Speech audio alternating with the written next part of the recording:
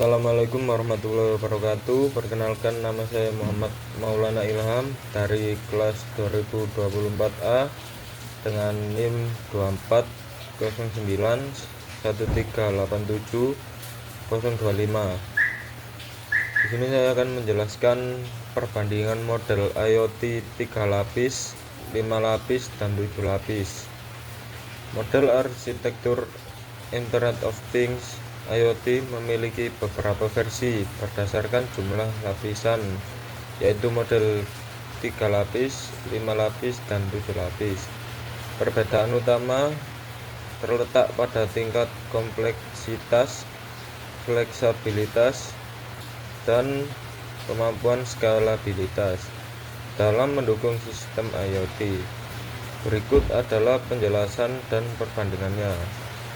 Yang pertama-tama, model IoT 3 lapis.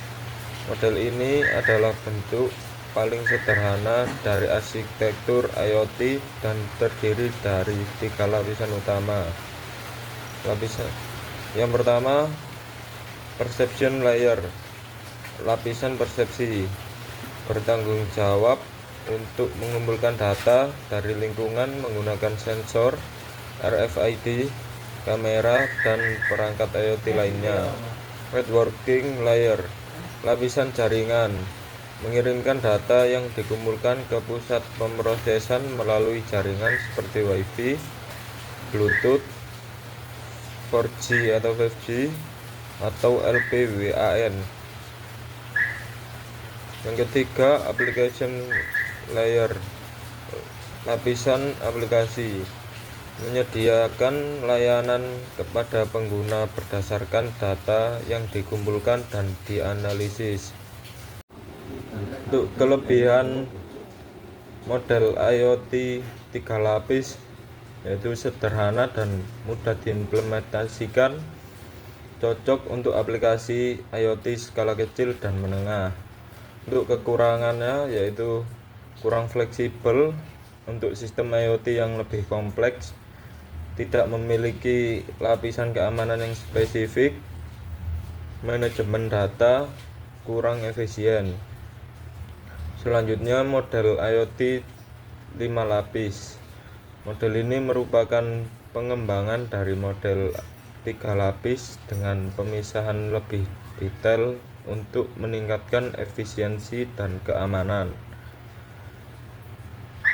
Untuk model IoT 5 lapis terdiri dari yang pertama, perception layer, lapisan persepsi, sama seperti pada model 3 lapis, bertugas untuk mengumpulkan data dan sensor dan perangkat IoT.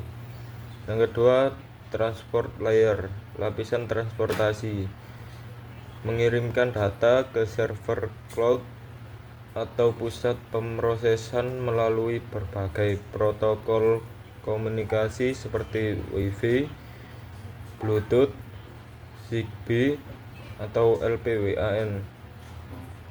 Yang ketiga, processing layer, lapisan pemrosesan, bertanggung jawab untuk menyaring, menyimpan, dan memproses data, seringkali menggunakan teknologi edge computer, cloud computing, atau fog computing. Yang keempat, application layer, lapisan aplikasi, menyediakan layanan pada pengguna seperti tampilan informasi di aplikasi atau sistem kontrol otomatis. Yang kelima, business layer, lapisan bisnis, menggunakan data yang telah diproses untuk pengambilan keputusan bisnis dan strategi pengembangan sistem IoT lebih lanjut. Untuk kelebihan model IoT 5 lapis yaitu lebih fleksibel dibandingkan model 3 lapis, memisahkan proses data dan bisnis untuk optimasi, dapat diterapkan pada sistem IoT yang lebih kompleks. Kekurangannya yaitu lebih kompleks dan implementasi dibandingkan model 3 lapis. masih belum memiliki lapisan keamanan khusus. Selanjutnya, model IoT 7 lapis. Model ini mengadopsi konsep dari Open System Interconnection (OSI) untuk komunikasi jaringan, menjadikan lebih detail dan fleksibel. Model IoT 7 lapis terdiri dari yang pertama, perception layer, lapisan persepsi, mengumpulkan data dari lingkungan seperti sensor dan perangkat IoT. Yang kedua, network layer, lapisan jaringan, bertanggung jawab untuk mengirimkan data ke tujuan melalui protokol komunikasi yang aman dan terstruktur. Untuk yang ketiga, edge layer, lapisan edge computing, memiliki pemrosesan awal data di dekat sumbernya sebelum dikirim ke cloud atau pusat data. Yang keempat, processing layer, lapisan pemrosesan, bertanggung jawab untuk analisis data lebih lanjut, penyimpanan, dan pengolahan informasi melalui teknologi cloud atau fog computing. Yang kelima, application layer, lapisan aplikasi, menyediakan layanan kepada pengguna dan memungkinkan interaksi dengan data IoT. Yang keenam, security layer, lapisan keamanan, memberikan proteksi terhadap ancaman siber, enkripsi data, dan otorisasi akses ke perangkat IoT.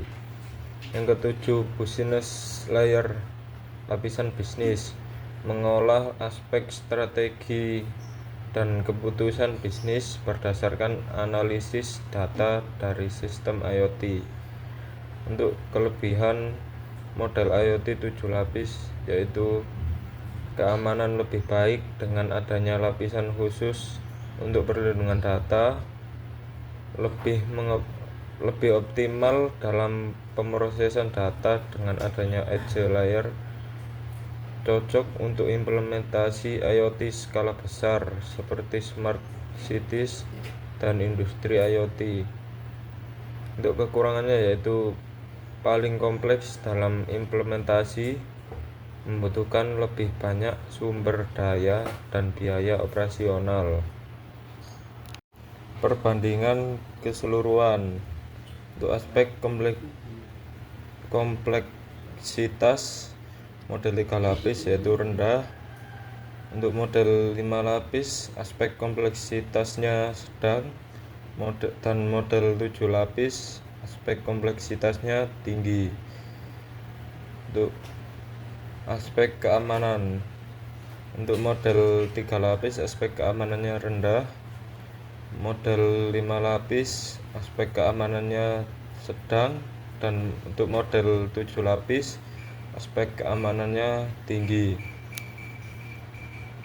Untuk aspek skalabilitas, model 3 lapis yaitu terbatas, dan untuk model 5 lapis aspek skalabilitasnya sedang, dan untuk model 7 lapis aspek skalabilitasnya sangat tinggi.